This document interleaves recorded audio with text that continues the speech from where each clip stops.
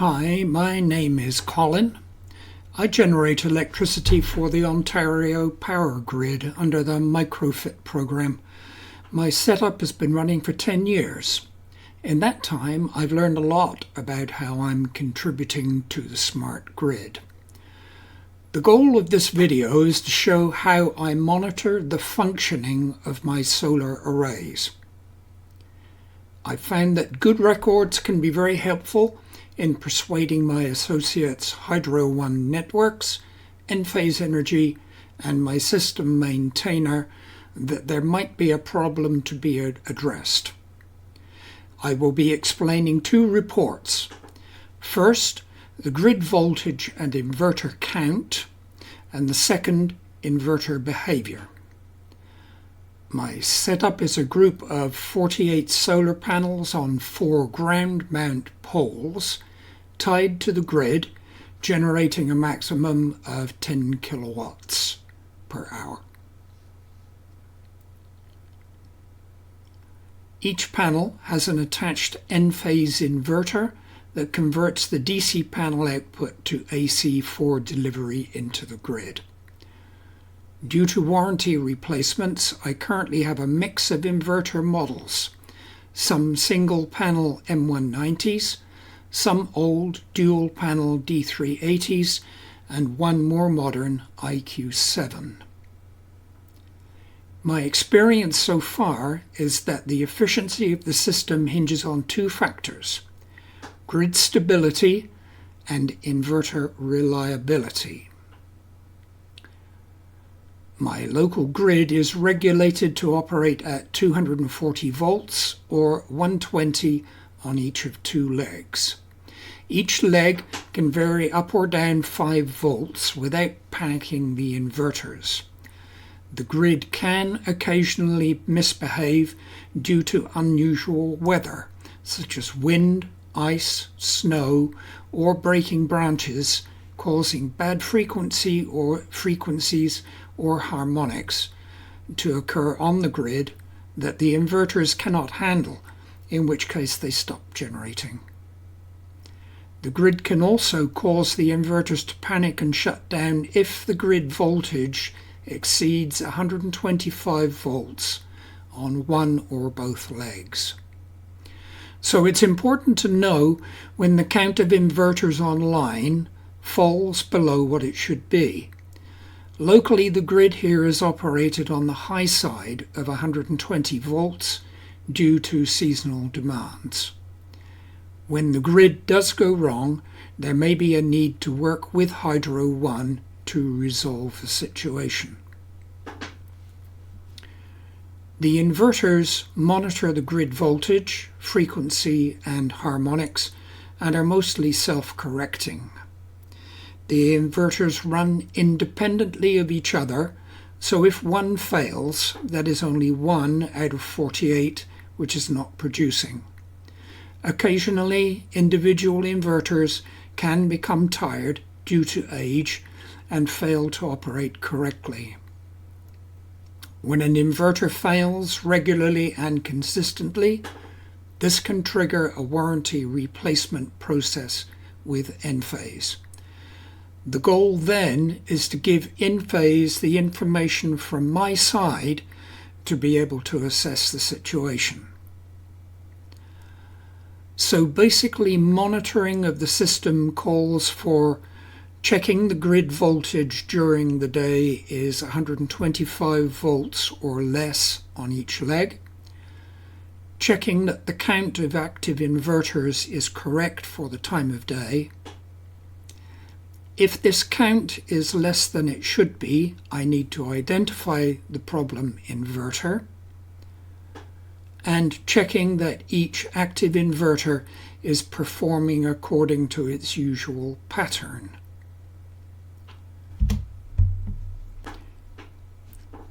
Enphase can let me know when inverters are not running correctly, so why don't I just rely on Enphase monitoring?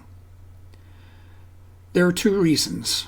First, I can assess the reason for inverters going offline much more quickly than Enphase can remotely.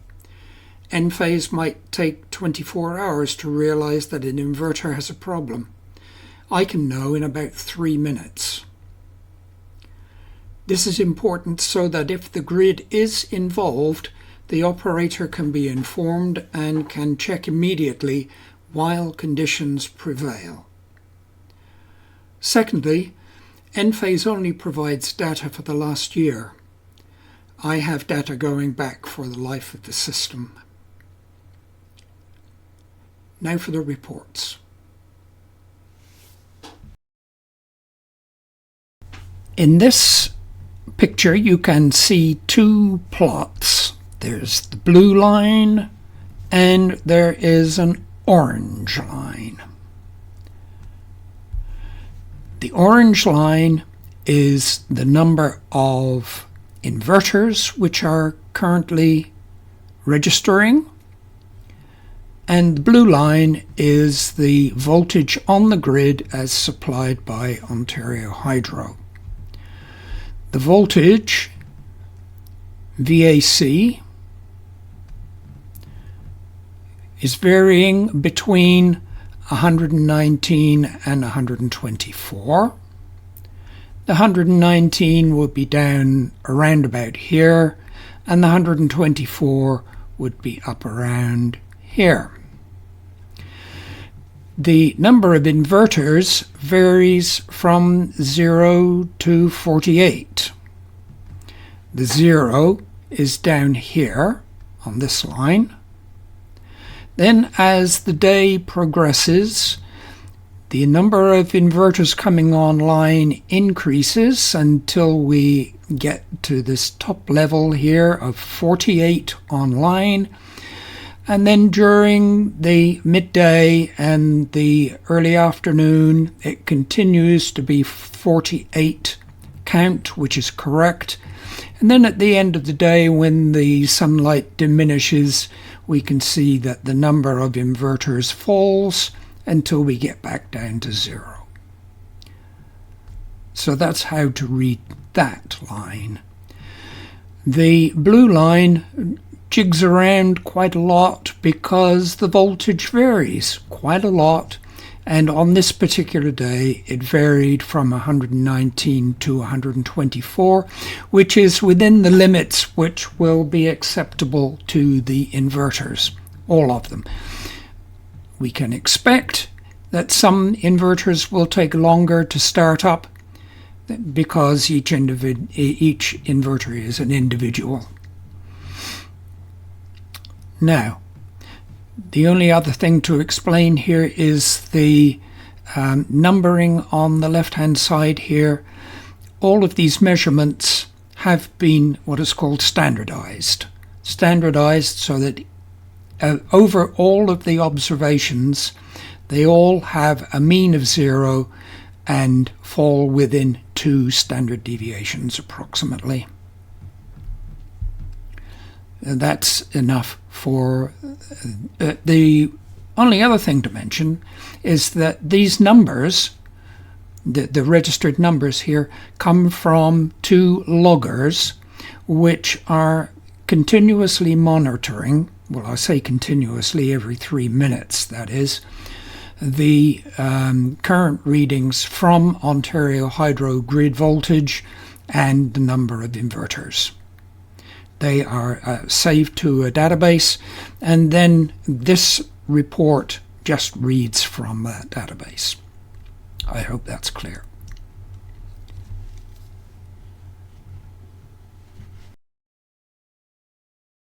In this report, we are taking data from the Envoy, which is a central monitoring unit provided by Enphase. Enphase reports such things as when the inverter wakes up, when it goes to sleep, when it resets itself, when the power is too low or when the power is good, when the voltage is too low, and it also reports things like interruptions on the grid and so on. Each of these inverters has a complicated long number. It's about 14 digits long. So what I've done here on the left-hand side is I have replaced the number with an icon of some kind. Here you can see an E. There's a turkey, a fox, a ring, frog, lips, ice cream, pie, an electric plug, crescent-shaped moon, etc.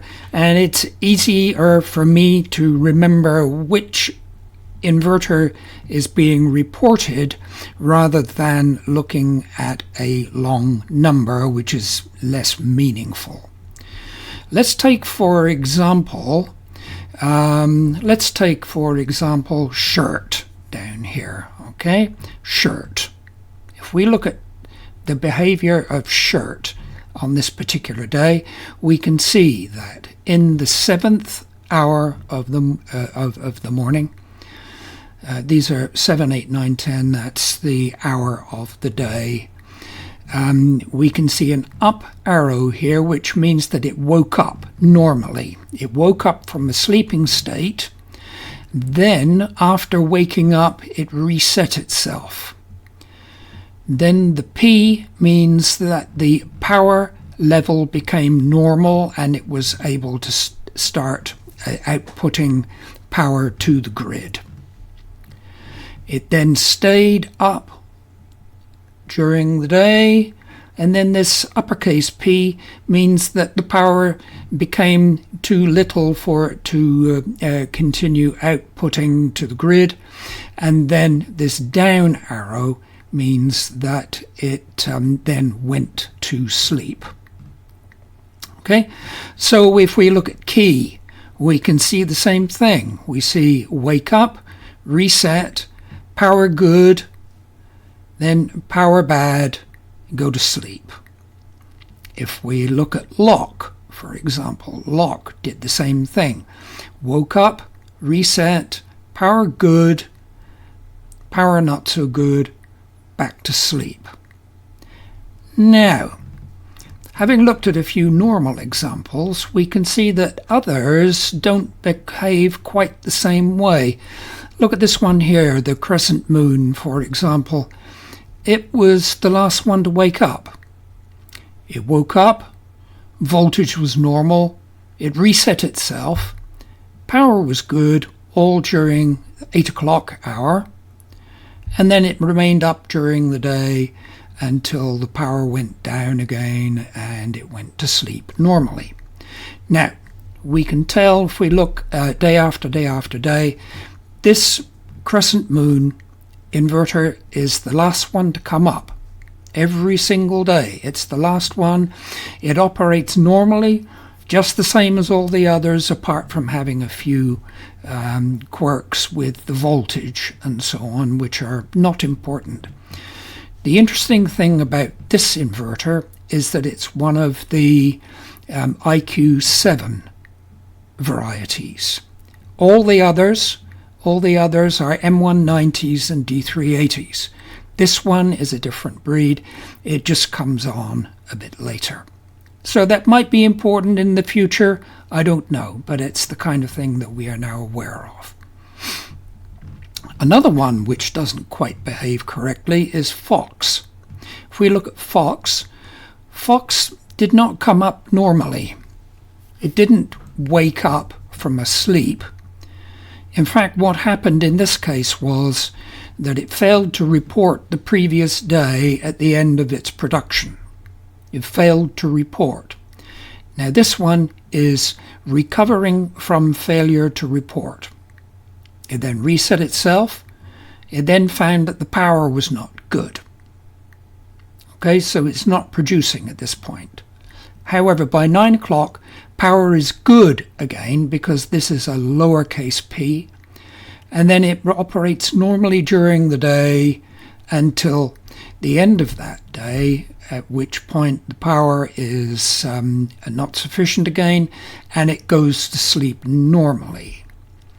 Now, if we look at Turkey, Turkey wakes up normally, it resets, then there is good power. Then we go over to the end of the day in which it reports voltage bad, and stops reporting. It did not go down normally. So that might be an important data point in the future.